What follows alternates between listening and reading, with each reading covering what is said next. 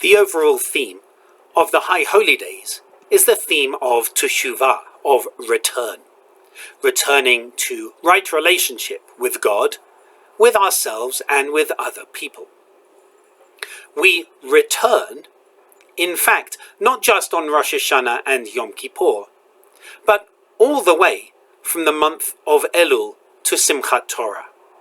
While many people believe that the High Holy Days are just Rosh Hashanah and Yom Kippur, I believe that the High Holy Days are all the way from the 1st of Elul to Simchat Torah. I like to see it as spiritual mountaineering.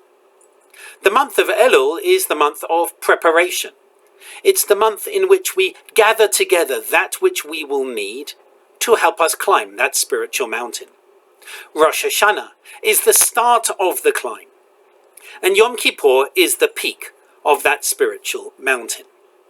It's the closest we get to heaven almost, as we try to be angelic. We deny ourselves earthly pleasures like food and water on Yom Kippur, so that we can be as much like angels as possible.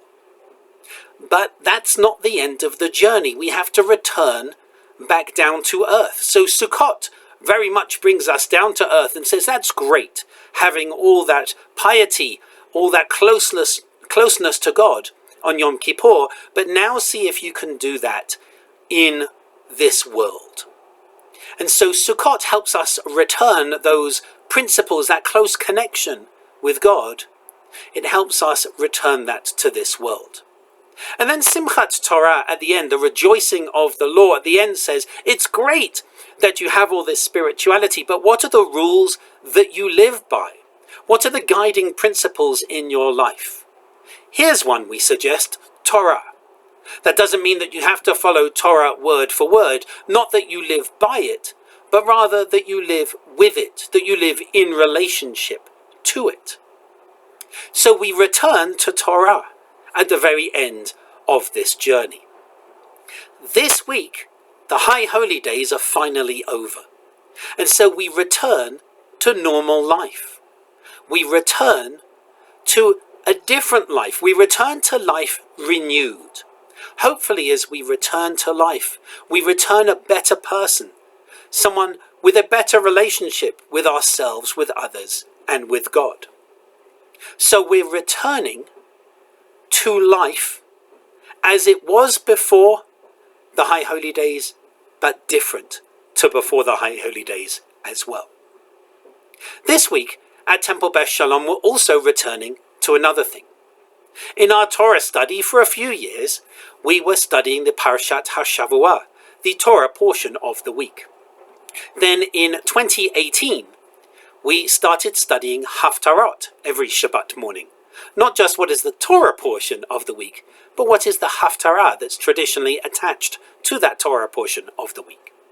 In 2019, we started studying liturgy. What actually do we say in our prayers as we're saying them? And in 2020, we started a year's journey of biblical greatest hits. As wonderful as it is to look at the Parashat HaShavua, the Torah portion of the week, what about the rest of the Bible? This week, after a number of years away, we return again. This time we return to the Torah portion of the week. And it's a fascinating Torah portion, although I would say that I'm a rabbi. It's the Torah portion of Bereshit, which includes the fascinating narrative of Cain and Abel. And so we return.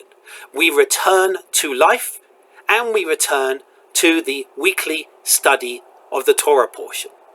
I hope that you will be able to join us, that you will be able to return with us in prayer and in study this Shabbat. I wish you Shabbat Shalom.